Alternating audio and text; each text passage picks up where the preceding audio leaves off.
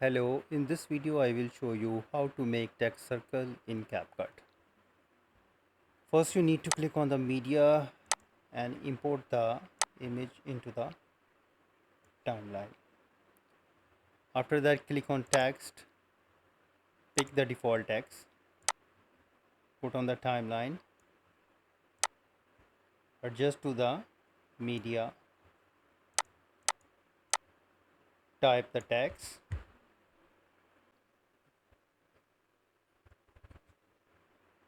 make it bold, increase the font size, and after that under the text basics scroll down and go to the bottom. Here you can see that the curve. Click on that, and after that you need to adjust the strength of the text. So maximize the strength to 360-degree. Here you can see that your text is round. So in this way you can easily round the text in CapCut PC. If you think this video is helpful, please support my channel. Thanks for watching.